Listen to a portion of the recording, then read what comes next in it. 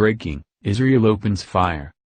The situation in the Middle East remains chaotic, even if the Syrian civil war seems to be in its final stage. Israel just had to take down one of the war's more emboldened participants.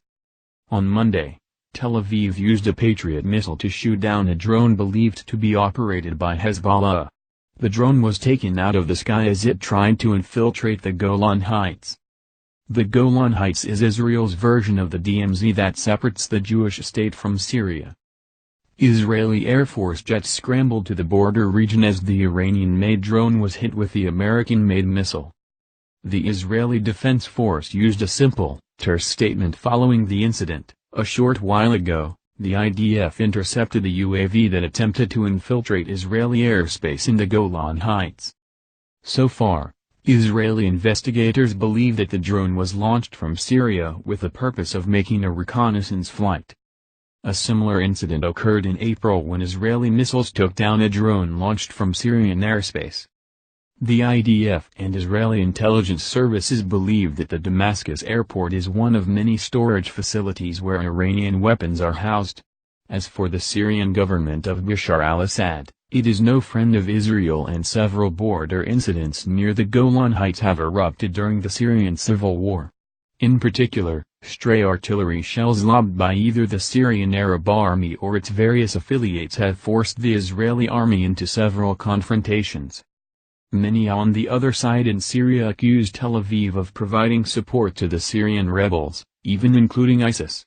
The IDF publicly admitted to helping Syrian rebels in return for providing safety for Syria's Druze minority. IDF soldiers have been known to bring wounded rebel fighters into Israel for treatment, and some even accuse Tel Aviv of providing weapons to the mostly jihadist rebel factions. The situation for Israel may get more complicated now that the SA and the US-backed Syrian Democratic Forces are on the verge of completely routing ISIS. As for the Syrian rebels, their pathway towards a military victory is now all but completely closed. For Israel, this means not only that President Assad will likely remain in power, but that his allies in Hezbollah may feel emboldened by their battlefield victories in Syria and eastern Lebanon. The Iranian-backed terrorist group has long supported the idea of wiping Israel off of the map, but has never had the capability to do such a thing. Now supplied with battle-hardened soldiers, Iranian and Syrian cash, and Russian aid, Hezbollah could be a serious threat to Israel's northern border with Lebanon. However, there is the very real possibility that this militia force could be exhausted and overextended due to its high casualty rate and its long engagement in the Syrian conflict.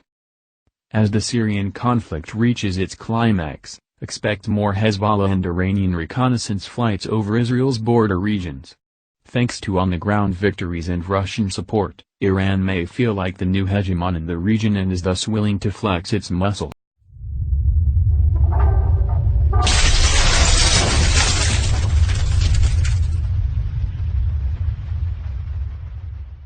Trump just rained down hell on North Korea 7,500 times today after Kim Jong-un put his finger on trigger. With the growing threat from North Korea becoming an ever-growing issue on the minds of Americans, many want to know what the president plans to do about it. Since the majority of us feel a little shaken up and almost like we're in recovery from a bad relationship with our last commander-in-chief, we're waiting with bated breath to see how this one will handle a crisis. Since the threat from North Korea isn't a new one but was never dealt with, the president is having to make up for a lost time to give North Korea a strong show of force.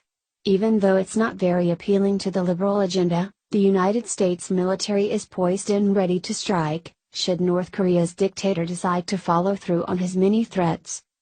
The tiny dictatorship was given a lot to fear when President Trump made these comments. According to Zero Hodge, the POTUS isn't waiting for the storm to come to him, he's beginning it himself with the 7,500 Marines he sent to watch North Korea's front door. Just 1 week after uttering his now infamous "this is the calm before the storm" statement to the press ahead of a dinner with military leaders, we now learn that President Trump has dispatched a second nuclear aircraft carrier, the USS Theodore Roosevelt, filled with 7,500 Marines, to the Korean peninsula. Of course, This comes after rumors swirled earlier this week that North Korea is preparing to fire multiple short-range rockets around the opening of the Chinese Communist Party's twice-a-decade Congress on October 18. No matter how petted, pampered, or dictatorial Kim Jong-un is, he couldn't possibly have thought that there would be no retaliation to his bold threats against the United States. As a nation, we've got a pretty great reputation for winning the fights we get involved in. After all, being one of the world's superpowers with the greatest fighting force on the planet comes with not only bragging rights but the ability to follow through. Here are a few details about the troops that were sent to the region. The USS Theodore Roosevelt, an Nimitz-class aircraft carrier, is en route to the Western Pacific after leaving San Diego port last week. The Roosevelt will focus on maritime security operations in the Pacific and Middle East, the U.S. military announced. But the $3.4 billion, $4.5 billion, warship, known as the Big Stick, has been sent to boost U.S. defense on the Korean peninsula, according to South Korean media. It is expected to arrive in the region in the coming weeks amid fears North Korea is about to test another missile or nuclear weapon. Per the following map from Stratfor, the USS Theodore Roosevelt will join the USS Ronald Reagan, which is already operating in the region. Anyone who has had any dealings with Marines knows that those folks get things accomplished. Just imagine what 7,500 of them could do if deployed to deal with the threats being leveled at their beloved country. And just in case you were worried that this was an empty threat, one Navy admiral cleared up the state of mind and ability of the forces being sent to North Korea. According to a statement from Admiral Steve Kohler, a strike group commander on the ship, the Roosevelt is carrying some 7,500 sailors and Marines that are ready as a warfighting force.